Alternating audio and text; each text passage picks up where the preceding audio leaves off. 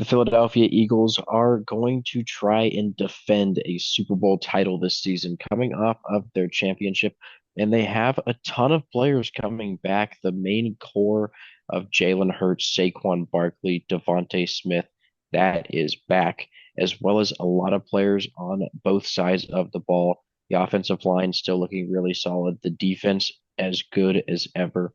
The Eagles are in for another really good season. And it starts with a matchup against Dak Prescott and the Cowboys on Thursday night in prime time. This should honestly be a pretty good game.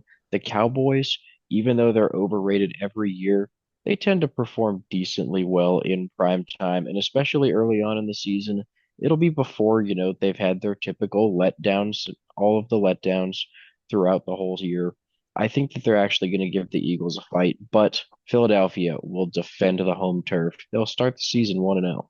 Yeah, you can't ask for much more to open up a NFL season with a bitter NFC East rivalry game. And like you said, even though the Cowboys have made some questionable moves this offseason, I still think they will be a competitive team, but they will be no match for the reigning champs. Speaking of reigning champs, there's week two matchup is a road trip to Arrowhead to face the team they beat last year in the Super Bowl. And I this could go either way. This is really an interesting game, and honestly, everyone's gonna say, "Oh, it's at Arrowhead. Yeah, Patrick Mahomes and the refs are always on their side." And the NFL is not gonna let the Chiefs lose twice in a row to the Eagles. Well, that's exactly what's gonna happen because this Eagles defense is gonna be so good. I don't know who let the Eagles draft such good players, especially on the defensive side of the ball in the draft. They got Jahad Campbell in the end of the first round. They have Andrew Makuba as slated to be their starting free safety this upcoming season out of Texas. There's really nothing you could ask for from the Eagles that they can't do. This team is going to work wonders this season. They will get another win over the Chiefs. Yeah, after you're done watching this video, make sure to go check out our Eagles draft grades. We'll link that down in the description below. Next game for the Eagles, though, going to be a matchup with the Rams. Really tough games back to back here. The Rams are going to be a really good team once again. Matthew Stafford returning at quarterback, as well as Puka Nacua at wide receiver. He's now the main guy after Cooper Kupp left. And I think that the Rams are going to be still a really good team. They're going to be competing in the NFC West for sure. And they will compete against this Eagles team as well. And I don't think it will be enough, though. The Eagles, a very, very good team, and especially at home, they have one of the more solid home field advantages in the NFL. I think that they're going to be able to win this game and move to 3-0. Very strong start to the season. And against a lot of really solid opponents, and it continues in week four with a road trip to face the Buccaneers. Baker Mayfield back as their starting quarterback after a pretty underrated season. He might have been a dark horse candidate for the MVP towards the end of last season. And maybe he's can put up similar numbers to insert himself in that conversation once again. And he can definitely do that with the amount of weapons he has. Mike Evans has consistently put up 1,000 yards every single year. Essentially, he's been in the NFL. Chris Godwin is hopefully healthy going into next year. And a healthy Chris Godwin is one of the best wide receivers in the NFL, even as a wide receiver, too. And they went out and got Emeka Egbuka as another addition to this offense. Their running back room is great. Their defense it really just hinges on can they get the most out of some players, such as Hassan Reddick, who, when he was a member of the Eagles, was one of the better pass rushers in the league. But then when he signed with the Jets last season, he barely played at all, had a lot of holdouts. If the Bucks can get a good turnout from him, then I think this Bucks defense can compete with the likes of this Eagles offense. This is where the Eagles will fall for the first time this season on the road against the Bucks. I personally think that the Buccaneers are going to be one of the sneakier good teams next season, and they will upset the Eagles here. Yeah, I certainly don't think that the Buccaneers are. a threat to take, like a number one overall seed, but they can certainly beat a number one overall seed. This is a team to watch out for.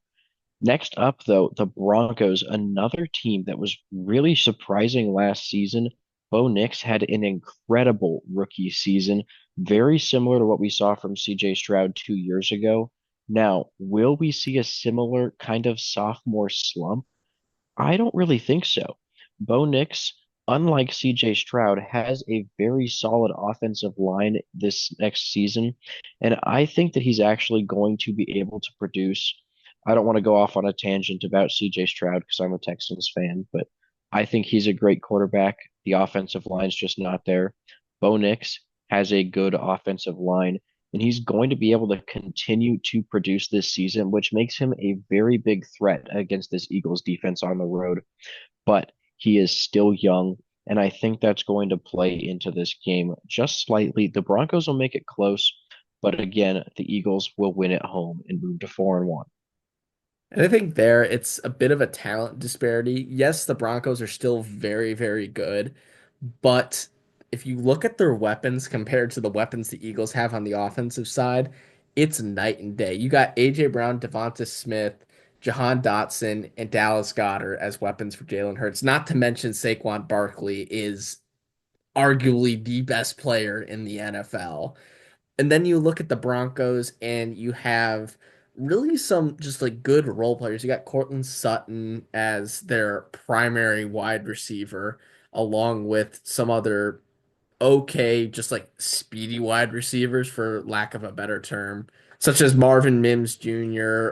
or Devon Vele, guys that can't really compete with the likes of AJ Brown and Devonta Smith, and guys that honestly will get locked down by this Eagles secondary. So even though the Broncos can give the Eagles a run for their money, I do think the Eagles are still the better team overall. Following week, back to NFC East play, and it's a road trip to face the Giants in prime time on Thursday night. And we all know how horrendous the Giants are in prime time. Maybe they are able to break the cycle now that Daniel Jones isn't their quarterback, but you can't really break the cycle when you don't know who their starting quarterback is going to be. Yeah, it could be Russell Wilson, it could be Jameis Winston. Maybe they throw Jackson Dart to the Wolves right away. Maybe it's Tommy Cutlets. Who knows? Their offense still might be okay because Malik Neighbors is arguably the best wide receiver out of the draft class from last year. It's a bit of a toss up between him and Brian Thomas Jr. Maybe we'll see Marvin Harrison break out in year two, but right now Malik Neighbors is in conversation to be the best wide receiver from that draft class, but it's not going to matter because once again, this Eagles team is just so loaded. Maybe the Giants defense gives them a little trouble considering they drafted Abdul Carter and Darius Alexander, and that's an amazing addition, but I really don't see how the Giants can compete with the Eagles here. Even if they do have the home field advantage, it's not going to matter. Eagles get the win here. The NFL just gives us yet another electrifying Thursday night matchup. The following week is a road trip to the Vikings. And is it finally going to be time for JJ McCarthy after suffering an ACL tear before even playing a snap in the NFL? He might finally be the starting quarterback. And to be honest, I don't think he's going to be very good. The Vikings, though, looked pretty solid with Sam Darnold, who's also just not that great of a quarterback. So maybe they'll be okay. They do have Justin Jefferson, which, if you're a quarterback, that is about all that you can ask for. So that's definitely going to be something that makes JJ McCarthy look a little bit better. But just overall, the Vikings are just nowhere near the talent level of the Philadelphia Eagles. This will be an easy win for Philly. And then it's the Giants again. It's at home this time. We don't even need to talk about this one. Pencil in another win, heading into the bye week at 7-1. And coming out of the bye week, the schedule gets a lot more difficult, opening it up with a road trip against the Packers. And the Packers are in kind of an interesting spot. Offensively, they are probably in the best shape that they could possibly be, at least from a fan's perspective, because they finally drafted a wide receiver in the first round, Matthew Golden. That's all the Packers fans wanted. However, on the opposite side, their defense did lose Jair Alexander. They let him walk, and he is now a Baltimore Raven. I really don't know if this Packers defense is going to be able to hold up for most of the season, but something's telling me that they will be able to get a couple good games against some of these top teams. And I do think they might be able to catch the Eagles sleeping a little bit after their bye week, especially at Lambeau, which is one of the tougher environments to play in. I think Jordan Love can will this team to a win and give the Eagles their second loss of the season. It's definitely a bold take from us to have them lose right after a bye week, but we're going to do it anyways. I think the Packers, like Connor was saying, can beat some good teams. They kind of remind me of the Buccaneers. I don't know if they're completely comparable, but in the sense that they have the ability to beat some top teams, they're very similar. Next up is the Lions, and this is a great matchup. Arguably the two best teams in the NFC, both playing. This is going to be a great game. And I mean, where do you even start with this one?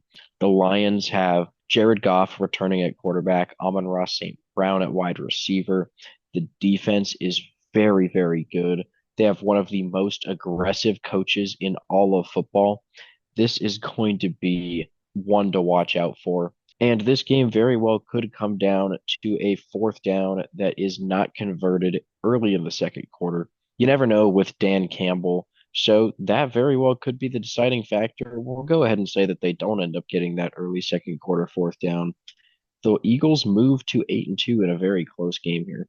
Again, like you were saying, even though the Lions are going to have a spectacular defense, most of those good defensive players are coming off of serious injuries, like Aiden Hutchinson, who snapped his leg in two, essentially. If he comes back and he's able to play at the same level he was early on last year, where he was the front runner and easy DPOI, then the Eagles might have some trouble. But we'll pump the brakes and see how the Lions defense recovers from their injuries. The following week is a road trip to Dallas to play the Cowboys for the second time this year, and Dallas is going to have a slightly more favorable chance to win this game because they have the home field advantage at AT&T Stadium. But I still think the Eagles are the better team overall. It's tough to predict the Eagles to win out against the Cowboys, considering that that is just a pretty historic rivalry. But I do think they will go 2-0 against the Cowboys. But I think Dak Prescott can make it close with the weapons he has now, considering he now has George Pickens along with CeeDee Lamb as his primary weapons. But the run game is very, very questionable. And with the fact that the Cowboys will have to lean on the pass game, the Eagles will get the turnovers necessary to win this game. Then it's a Friday afternoon matchup with the Chicago Bears. Caleb Williams, starting quarterback once again. I'm not a huge fan. Obviously, Connor is. He's a Bears fan. But I think the Bears, they do have potential this season. For the first time, they might not be completely horrible. And I don't know how much of that is, Connor just trying to convince me that they're not going to be bad. They could win the Super Bowl, all that stuff. But realistically, in this matchup with the Eagles, they're not going to be winning on the road.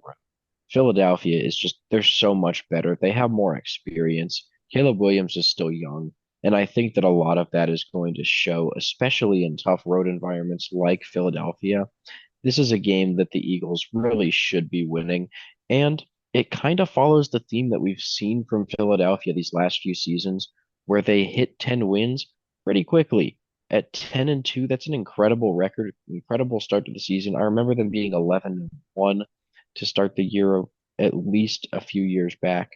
So this is a very typical start to the year for the Eagles. Yeah, absolutely. And the Bears definitely have a lot of upside, but like you said, the experience is on the side of Philadelphia. The following week, they do get extra rest with a Monday night game against the Chargers on the road. And even though the Chargers don't have a great home field advantage, often their fans are just completely drowned out by the opposing team, especially in a case where the Eagles travel very well. I do think the Chargers are going to be a good team once again. I think Jim Harbaugh has built essentially a Michigan Wolverines style team with a gunslinger for a quarterback with Justin Herbert, but drafting Amari and Hampton to join that running back committee, a wide receiver room that is looking very, very solid, and a defense that is making some strides forward and staying healthy for the most part as well. I think this is much like the Buccaneers game and the Packers game. The Chargers are a team that can knock off the Eagles, but not necessarily a team that is better than the Eagles. I just think there's going to be times where the Eagles have to lose a game. I don't think this team is built to go 17 and 0, but this is where we are going to have them losing their third game of the year. And it's a common theme too. All of these have been road games. Yeah, I really like this matchup, honestly. The offensive potential in this game is going to be incredible. Justin Herbert and Jalen Hurts is a great matchup, but the matchup that I love even more is Cooper DeJean versus Lad McConkey. That's going to be a fun one to watch, no doubt. The week after is the Raiders, and this is a really, really intriguing team. We'll have to get into a little bit more in our Raiders prediction video, but just the highlights. Geno Smith's coming in at quarterback from Seattle, and they drafted Ashton Jeanty, one of the best players college football has seen in a decade. And they brought in Chip Kelly, who is an incredible offensive coordinator and loves trick plays. The Raiders are going to be a fun team. Now, against the Eagles, when the Eagles are at home, it's not going to be quite as fun for the Raiders, especially with the Eagles coming off of a loss. I think they get back in the win column here and move to 11 and 3. And then they get their matchup against the Commanders on the road. The Commanders really the only team in the NFC East that I think can compete with the Eagles for the division title. It's going to be an upward battle for them, but with a road trip for the Eagles to face the Commanders, this is where things get interesting. Commanders and Eagles split the season series last year. And I think we're probably headed for a similar result this year. We're going to have the Commanders beat the Eagles at home here. It could go either way once again, but I do think Jaden Daniels is a very, very solid quarterback, one of the rising stars in the league. And much like Bo Nix, I don't really see him having a sophomore slump after an incredible season last year, leading Washington to the playoffs. And I think, much like the Chargers, Packers, and Buccaneers, they have the potential to beat the Eagles. I completely agree. The Commanders made a bunch of acquisitions in the offseason. I mean, getting Laramie Tunsil from the Texans to help protect Jaden Daniels was a great move. Getting Debo Samuel as another weapon. The Commanders are going to be a great team. Jaden Daniels has even more weapons to throw to now. This is definitely one that the Eagles will struggle in for sure, as well as the next matchup with the Bills. Buffalo, obviously going to be a really good team once again in 2025. You can't really go wrong when you have Josh Allen at quarterback, the reigning MVP, as controversial as that may be. I think that they're going to be a really good team once again. And this is such a 50-50 game that I do believe it's going to come down to something like home field advantage. We are going to go with the Bills here, giving the Eagles their third loss in the last four games. And their first back-to-back losses of the season as well. All road games, as we pointed out as well. But the Bills are probably the only team that we have them losing to that might actually be the better team in this scenario. But it essentially is a 50-50 game. It really could go either way, but I do think Josh Allen is the superior quarterback to Jalen Hurts. I think offensively, they're pretty even. Defensively, they're also pretty even. It's going to come down to just the tiniest little details that swing the game in someone's favor. But like I alluded to earlier with the road trip to face the Commanders, they close the season out with the Commanders at home, and I think they will end the season with a win. It really once again, could go either way, but the home field advantage is very strong for Philly, and I don't see them dropping 2 games to the Commanders, as well as dropping 3 games in a row. This team is definitely better than that, and they will finish the year off 12-5. It's a bit of a downgrade from their season last year where they went 14-3, but it really is a product of having such a difficult schedule with the Chiefs, Lions, and Bills all on their schedule. Yeah, as well as a lot of other teams that are just, slightly in that tier below. Some really tough road games in there. Like Connor was just mentioning, last season they did go 14-3, and we are predicting them to go 12-5. The floor 10-7, ceiling 14-3 once again. Vegas has the over under down at 11.5, and they're slightly favoring the under. I really think that we're going to see the Eagles around 12 wins, and I wouldn't be shocked if it was 13 instead of something lower like 11. This is a really, really good team once again.